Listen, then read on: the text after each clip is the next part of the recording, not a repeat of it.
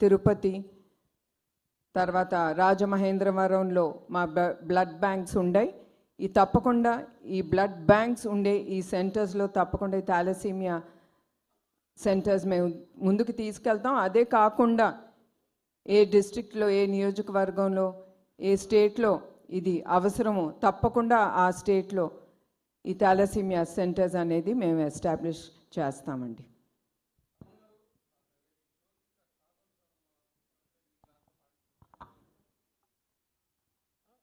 Sir మీ question వినపడలేదు.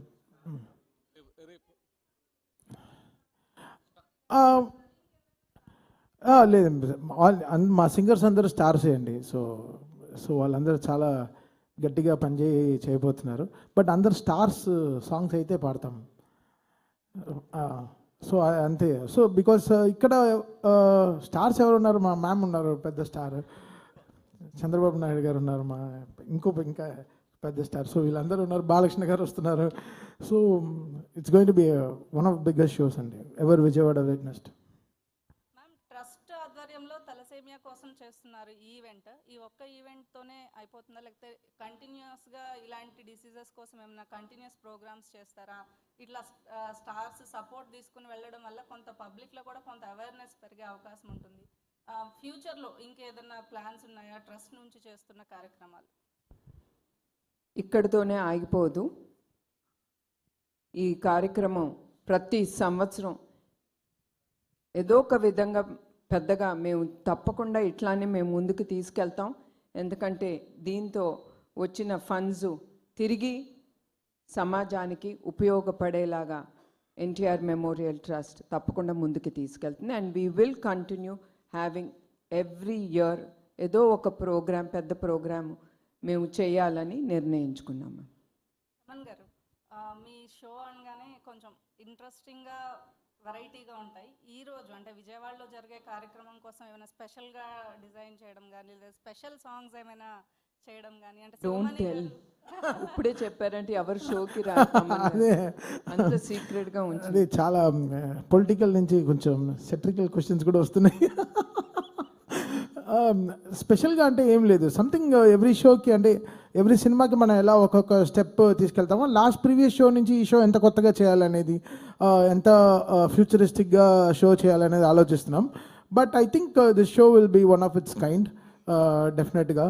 And నేను చెప్పేది బికాస్ నేను కమర్షియల్గానే చూడట్లేదు. అంటే maybe I'm thinking it very personal.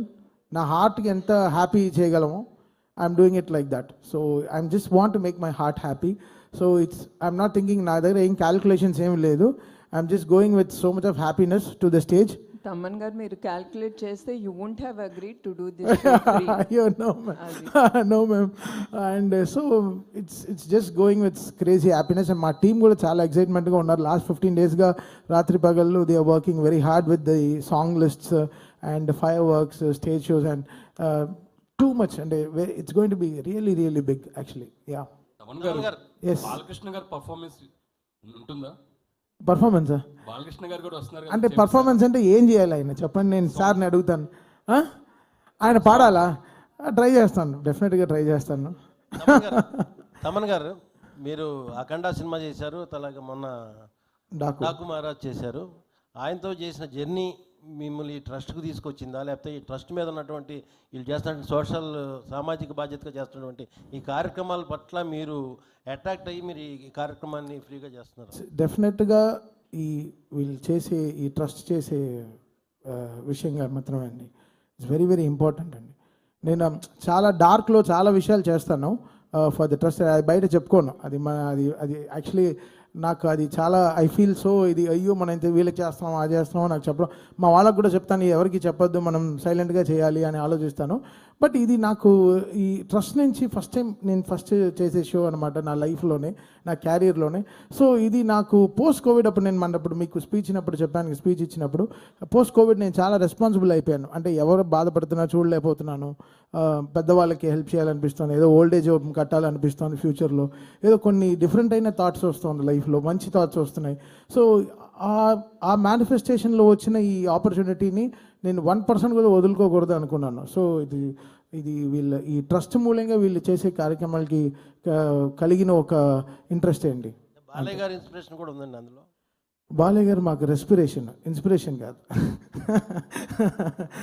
So much to learn from Balakrishna గారు అండి. ఆయన వెనకాల ఎంత చేస్తారో మీకు తెలియదు. ఆయన క్యాన్సర్ హాస్పిటల్కి కానీ వాట్ ఎవర్ ఈ does is for this constitution కానీ రాత్రి పగళ్ళు కష్టపడి ఆయన ఒక తెర వెనక ఉండే హీరో కాదు, తెర ముందు ఉండే ఒక హీరో కూడా అతను. ఆయన చాలా very very very big in doing so much of social service అండి. మేడం భువనేశ్వరి గారు, madam here madam Rajesh RTV madam. అంటే ఎన్టీఆర్ ట్రస్ట్ ఏర్పడడానికి ఇంతకుముందు చెప్పినట్టే ఎన్టీ రామారావు గారు, చంద్రబాబు నాయుడు గారు కారణం. కానీ మీకు పర్సనల్గా ఒక ఇన్సిడెంట్, ఏదైనా సంఘటన ద్వారా స్ఫూర్తి పొంది ఈ ట్రస్ట్ ఏర్పాటు చేయడం జరిగిందా, లేకపోతే ఫర్దర్గా ఏం చేయబోతున్నారు? ఈ ట్రస్టు చంద్రబాబు నాయుడు గారు సమాజం కోసం ఆయన నిర్మించారు. అండ్ ఒకటి, నాకు ఎవరైనా ఒక బాధ్యత ఇచ్చినప్పుడు నేను వెనక ముందు ఆలోచించను. నా ఫోకస్ అంతా ఆ బాధ్యత మీదే ఉంటుంది. అట్లానే చంద్రబాబు నాయుడు గారు నన్ను ఎట్లా మేనేజింగ్ ట్రస్టీ చేసి నాకు ఆ బాధ్యత ఇచ్చారు, ఆ బాధ్యత అనేది నేను నిర్వహించాలి, ముందుకి తీసుకెళ్ళాలి అనే ఆ బాధ్యత గల వ్యక్తిగా నేను ఈ బాధ్యత వేసుకుని ముందుకు తీసుకెళ్తున్నాను. అట్లానే బ్లడ్ బ్యాంక్స్కి నా విజిట్స్ అప్పుడు నేను అక్కడికి వెళ్ళినప్పుడు ఈ థాలసీమియాతో బాధపడే పిల్లల్ని ఎస్పెషల్లీ వాళ్ళు పడే బాధలు కానీ తర్వాత అది నన్ను కదిలించింది. అదే కాకుండా మేము చల్లపల్లి ఎన్టీఆర్ మెమోరియల్ ట్రస్ట్ కింద పేద పిల్లలకి, అనాథ పిల్లలకి ఒక స్కూల్ మేము నడుపుతున్నాం. దాంట్లో దగ్గర 368 మంది పిల్లలు ఉన్నారు. వాళ్ళందరూ నేను వెళ్ళినప్పుడు వాళ్ళు నాకు ఇచ్చే ప్రేమ, అభిమానం, that is the one which is making me go forward. ఇంకా ఏదో నేను చెయ్యాలి, వాళ్ళ ముఖంలో ఆ సంతోషం అనేది చూడాలని ఆ ధ్యాసతోనే నేను ఈ సేవా కార్యక్రమాలు ఇంకా ముందుకు తీసుకెళ్తున్నాను. తమన్ గారు, మీకు క్వశ్చన్. మీ బాలయ్య గారితో వరుసనే అఖండ, మా వీరసింహారెడ్డి, తర్వాత భగవంత్ కేసరి, రీసెంట్గా డాకు మహారాజ్, నెక్స్ట్ అఖండ 2, మళ్ళీ గోపిచంద్ మల్లేని గారి ప్రాజెక్ట్స్ ఉన్నాయి. మీరు ఎస్ఎస్ తమన్ కాస్త నందమూరి తమన్ అయిపోయారు. అదేమన్నా కొంత ప్రెషర్ అనిపిస్తుందా? ఎందుకంటే ఇంకా ఎక్స్పెక్టేషన్స్ ఎక్కువ ఉంటాయి ప్రతి సినిమాకి. అదేమన్నా ప్రెషర్ అనిపిస్తుందా? ప్రెషర్గా తీసుకుంటే ప్రెషర్, బట్ అది ప్లెజర్ కూడా ఇస్తుంది కదా. So it's okay, it's balance. మన హెడ్లో ఎలా తీసుకుంటాం అనే బట్ట. So I'm balancing it nice. Madam ఈ క్యాన్సర్ హాస్పిటల్కి సంబంధించి హైదరాబాద్లో పేషెంట్లు ఎక్కువ మంది వస్తున్నారు. ఇప్పుడు ఆంధ్రప్రదేశ్లో కూడా క్యాన్సర్ హాస్పిటల్కి సంబంధించి చంద్రబాబు గారు సీఎం గారు ఉన్నారు కదా, ఇక్కడ కూడా ఒకటి క్యాన్సర్ హాస్పిటల్ ఏర్పాటు చేసే ప్రక్రియకు ఎన్టీఆర్ ట్రస్ట్ కానీ బాలకృష్ణ గారు కానీ ముందడుగు వేస్తారా? మేము హాస్పిటల్స్ వరకు మేము ఆలోచించలేదు మా ట్రస్ట్ తరఫున. ఎందుకంటే దీనికి చాలా డబ్బులు, ఏదైనా ముందుకు తీసుకెళ్లాలంటే డబ్బు అనేది చాలా అవసరం. మా ట్రస్ట్ అయితే ఇప్పటి వరకు మేము ఆలోచించలేదు. And of course బసవరామ Tarakam cancer institute, నాకు తెలిసి చంద్రబాబు నాయుడు గారు ఎప్పుడు ఫస్ట్ ముఖ్యమంత్రిగా అయినప్పుడు నాకు తెలిసింది ఆయన ఆ ఇన్స్టిట్యూట్కి ల్యాండ్ ఇచ్చారని. తప్పకుండా నేను అనుకుంటున్నాను బాలకృష్ణ గారు ఆ క్యాన్సర్ ఇన్స్టిట్యూట్ ఇక్కడ ఆంధ్రప్రదేశ్లో కూడా ఆయన నిర్వహిస్తారని. మేడం ఇక్కడ 1 minute. చాలా ఓన్లీ తలసీమియా కాకుండా చాలామంది పిల్లలు చాలా సమస్యతో బాధపడుతున్నారు మేడం. మీరు తలసీమియాని ఎందుకు సెలెక్ట్ చేసుకున్నారు? థాలసీమియా అనేది మీకు చెప్పినట్టు చాలామంది ఆలోచన రాదు ప్రజలకి దట్ మనకి థాలసీమియా ఉందని. అది ఫస్ట్ మనకి ఊపిరి పీల్చుకోలేదా లేదా బ్లడ్ డ్రాప్ అవుతుంది ఎంత హెల్ప్ తీసుకున్నా అనుకున్నప్పుడు మనం వేరే టెస్టులు చేయించుకుంటాం.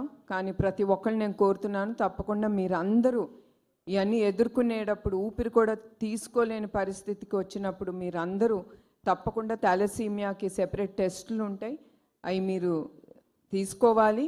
అదే కాకుండా మెయిన్గా మీకు చెప్పినట్టు బ్లడ్ బ్యాంక్స్ విజిట్ అప్పుడు ఆ చిన్నారులు వచ్చి ఆ బ్లడ్ ట్రాన్స్ఫ్యూషన్ అనేది వాళ్ళు చేసుకున్నప్పుడు వాళ్ళు పడే ఇబ్బందులు, వాళ్ళు ఎట్లా ఉంటారో వాళ్ళని చూస్తే కూడా చాలా బాధగా ఉంటుంది. అందుకే మేము స్పెషల్గా ఈ థాలసీమియా డ్రైవ్ అనేది ఎస్పెషలీ ఫర్ చిల్డ్రన్ అనేది మేము పిల్లలకని ముందుకు తీసుకెళ్తున్నాం. సో ఇందులో మేడం మీరు సీఎం గారు సతీమణి, మీరు అనుకుంటే గవర్నమెంట్ నుంచే పూర్తి సపోర్ట్ చేయగలరు. అసలు ఈ ఇట్లా ఎందుకు ప్లాన్ చేశారనేది